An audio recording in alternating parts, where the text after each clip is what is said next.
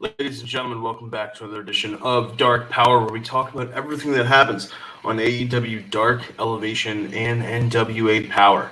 There's not that much to get to this week, but we did find out some interesting things about By Any Means, which is coming up this weekend. So, guys, let's get straight to it.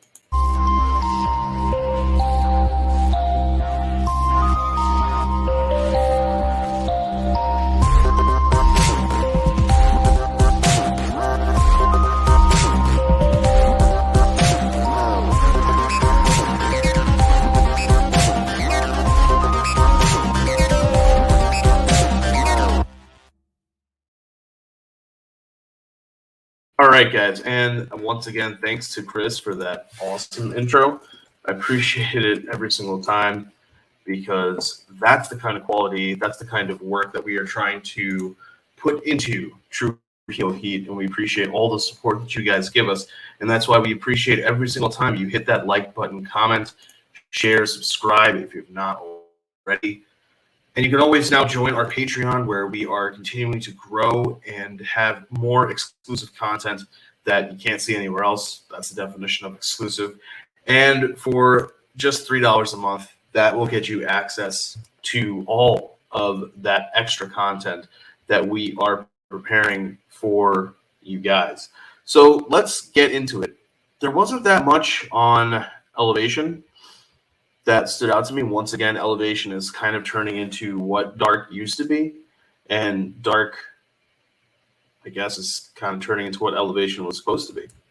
It's kind of interesting to me because, at least for this week, because both of the shows were taped in front of a live audience while Dynamite was on tour. Normally, now Dark is filmed at the soundstage. That wasn't the case this time, but it's still weird, and I don't know. I'm still trying to figure out how exactly all of these things, I guess, are going to be presented to us. So, anyway, what did stand out to me was two matches from Dark, and the first of which is when Frankie Kazarian took on Aaron Solo. This match had some nice action. We have an AEW talent versus an AEW talent. Those are always good to see. We kind of figure that Kaz is going to get the win, but there was some good interference from Nick Camarado, and we had QT Marshall on commentary. The match is kind of good. Check it out if you get a chance to. It's one of the longer matches. It's about 6. And when I say longer matches, I mean it went over a couple minutes. This one is just over 6 minutes long. The other match that I really enjoyed from Dark was the tag match with Dark Order. And this is where Dark Order is taking on Serpentico, taking on Daniel Garcia and 2.0. The heels do a very, very good job of isolating Alan Angels during this match. And that's kind of what he's there for. That's kind of what Angels can do. He offers that as a great option for teams, for matches. He's a guy who can take a beating and keep going. And that's something that gets hot tags, which are very important in tag wrestling, gets the hot tag to where they need to be. As for this makeshift team of Serpentico with, I don't know if they really have a trio's name, but 2.0 and Daniel Garcia, that's really cool to see Serpentico kind of breaking away a little bit from Luther. He's not the greatest of talents. He's not the most versatile or anything like that, but what he does provide is the ability for somebody to take a pin without it really hurting one of the larger name talents. And that's really all that stood out to me from Dark and from Elevation. So let's turn towards this week's episode of NWA Powerrr. We're having an episode of Power Surge, which means, as we kind of know, there's going to be a little bit more focus on the recaps, on the stories, so to speak. And we do have some matches, and that's going to start us off with Jeremiah Plunkett taking on Heartthrob Jaden. Now, this is a match where I don't know, this just kind of seemed like it was thrown together just to have a match. And commentary didn't really know what to make of Jaden himself. He has a pretty good showing in the match, but again, Jeremiah Plunkett. If Jeremiah Plunkett is the more experienced or more well-known of the two people involved in the match, that's not really a good sign. The other thing is that this match exposed yet again that Velvet Sky is not that great on commentary. She needs support behind her, and she needs some kind of help, because not only is she kind of missing cues from time to time, but she's just sort of repeating what Gally and Tim Storm are saying. And it's not a knock against Velvet. I'm assuming that she's doing the best that she can, but she does have a responsibility to get better. It's just kind of a situation where she seems somewhat lost in the sauce, and then you can tell when she's trying to be assertive and trying to, I guess maybe she understands that she needs to improve, and so she is trying to push herself a little bit more. But it's just unfortunate because Tim Storm and Joe Galley are pretty good at commentary. Not only do they, and it's crazy because they know the wrestling moves. She should know the wrestling moves too, but sometimes her fervor or her energy just doesn't seem to be there. It's almost as though she's thinking about something else for I don't know, however long that they are doing these tapings.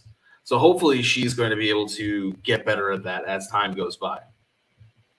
Tim Storm, though, really great on commentary. The other thing that I think really hurts them is that there is no heel commentator. We are going from Dark and from Elevation, where even if Excalibur isn't a face commentator, or Big Show and Shivani aren't face commentators, they at least hold the heel commentator accountable for what he's saying, and they try to hold him accountable. They try to provide that counterpoint, and they will call out heels on the things they do wrong. But when you don't have a heel commentator, then you get too much on the other end of the spectrum of anytime a heel does anything wrong, of just outrage. And when you have three people doing outrage back to back to back, we get it. Like, we know what the hell is, like, we get that that's something that should not be done. You need that heel commentator now to do the other side. You need them to be that counterpoint. And it's always better when they do have somebody like that. And in our I think it was the second match of the night, when we have Latimer versus Tim Storm, funnily enough, because Tim Storm can't be there, they have Austin Idol on commentary, and when he's there, it's so much better because he is pointing out the different things that Latimer is doing properly as a heel. And this match was really good for Latimer. Latimer is in there with a former world heavyweight champion, and you see that he's getting prepped for a match against Nick Aldis. That's what this is about. And you want to get him in there with as many former world champions as you can and give him dominant statement wins to really reinforce that Nick can be in danger. But let's talk about how the stories advanced when it came to NWA Powerrr. So here we have some information about a Crimson interview, and Crimson is doing a podcast kind of Zoom style interview with the guys of the NWA post show, and it's going well. It's just that it went a little longer than it needed to. We get that Crimson and Jack Stain don't like each other. Unfortunately, we don't really know why. We know that Jack Stain attacked Crimson from behind and everything like that, but understanding the full feud behind it is really not there because it hasn't been explained. We don't know what the hell was going on with the text messages from Jax, Crimson, and how Slice Boogie was involved. Slice Boogie is also now nowhere to be seen. You can catch him on MLW Fusion, which, of course, is reviewed by Ness and myself on Fusion of Honor. But he's no longer here to provide that explanation as to what the fuck is going on between these two. So they changed the feud to just Jack Stain attacking Crimson from behind, but Jack Stain has no reason to attack Crimson from behind. He could have continued with his title opportunity that he got because of the Champion Series, winning the Champion Series, and he could have gone after singles gold. He didn't need to use it on a tag team title shot with Crimson, but he could have still stayed friends with Crimson. And we haven't really gotten any explanation as to why Jack Stane feels the way that he does about Crimson. Crimson completely, his argument completely makes sense because he's saying, he attacked me. I don't like the fact that he attacked me. Now I got to beat him up. It's perfectly linear. It's perfectly logical. Perfect. But Crimson, when it comes to the interview, just kind of goes a little bit longer than it needs to because we get the point. It's a feud that doesn't need to be happening, and I don't know if it's really going to help either guy. But we do find out that, well, I mean, it was announced beforehand, but we have full confirmation that at By Any Means Necessary, October 24th, there will be a steel cage match between the two of them, nobody in, nobody out, which generally means somebody's going to try to escape the cage. Particularly because if it's not a Hell in a Cell, the cage doesn't have a roof. Usually in a cage match, you can win by escaping. I don't know why they said nobody in, nobody out. But anyway, after that Latimer Tim Storm match, we have Billy Corgan with an interview with Galley. And here we have him announcing that Camille will be defending that title, will be defending the women's title against Kenzie Page. This Kenzie Page is somebody that Camille has beaten before for the title, but Billy Corgan is giving her another title shot, and he feels as though the first one wasn't 100% fair for Kenzie Page, which I didn't get a chance to watch the match, so I'll take Corgan at his word. In this instance, what he's doing now is he's making it a 2 out of 3 falls match for the NWA Championship. I have a feeling that this is being done because Crimson versus Jack Stane isn't necessarily that big of an anchor piece for the show. So it makes sense to have Camille and Kenzie Page be given the time to put on a much better match than they would otherwise be able to if they were limited by one fall to a finish. Additionally, this will provide Powerrr with 2 big main events, because while this event is happening on the 24th, it will actually be broadcast as 2 separate episodes of NWA Powerrr. So you can easily have Camille versus Kenzie Page be the main event of the first episode, and the second episode a week later, Jax and Crimson. And at least that gives you some time, maybe, because you can, I don't know, do some kind of backstage interviews, do a little bit more explanation, give us just some more details behind this story. The other match that we find out that we're going to get is that Trevor Murdoch and Nick Aldis are going to team up together against Tom Latimer and Chris Adonis. During the course of the episode, we see highlights, well, I mean, pretty much the entire match, from what I understand, where Nick went to Poland and had a match in Poland. I would butcher the gentleman's the pronunciation of his name, so I'm not going to insult him or you guys by trying. But it was, from the highlights, a pretty good match. And Nick, at the end of the match, loses by disqualification because Adonis shows up and distracts the referee. The opponent gets a briefcase, tries to hit Aldis with the briefcase. Aldis ducks the briefcase attack, but when he goes to hit the guy with the briefcase, the ref sees it and calls for the DQ. This is smart on many levels. One, Nick Aldis, and most important for us, is that Nick Aldis's anger towards Adonis and Latimer continues. Obviously, he should be super high angry already, because these are 2 guys who viciously attacked him and put him in a hospital for a bit. But this reinforces that notion that they're going to cheat, reinforces the fact that Nick Aldis is 100% a babyface now. The other thing that it does, more from a booking, when we're looking at it from a booking standpoint, is if you have a former NWA World Heavyweight Champion, particularly someone like Nick Aldis, who is traveling from the United States to Poland, thousands of miles away, and you're going to have him in a match, it's going to be against somebody's profile, right? Like, they're not going to put him, no offense to this gentleman. But they're not going to put him up against that promotion's version of Jeremiah Plunkett. They're going to put him against that promotion's version of Nick Aldis. And with Nick being in town, this person is working as a heel. Maybe he is a heel. I don't know. But let's assume for a moment that he is a heel, or just that he is working as a heel. With a match of this nature, you don't always want to have a definitive winner because it's just so definitive, which is by its nature the definition of the word. But at the same time, you want to be able to protect your guy. You want people to show up in the building, and that's you advertise this match, and they're like, oh shit, Nick Aldis is going to face this guy. But you want to protect your guy because that's who people are going to be paying to see going forward.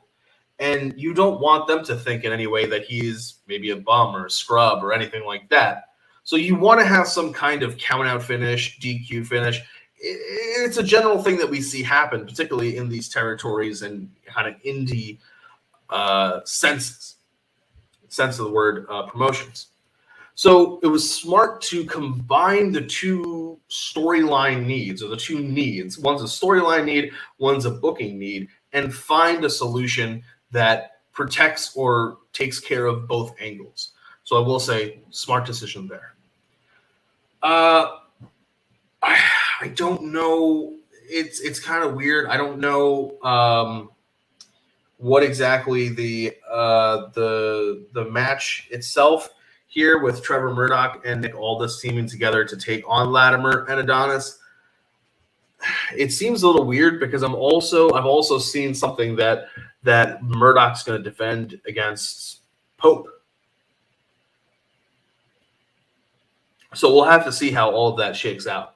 But if I have to pick based off of the three matches that we do know we're going to have, I'm picking Camille to retain the Burke.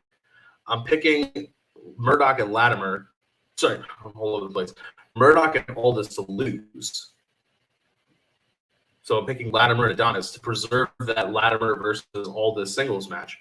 And when it comes to our steel cage, I'm going to take Jack Dane because that keeps Dane looking good, looking strong, ahead of his world title match with Trevor Murdoch. Now, I will say this.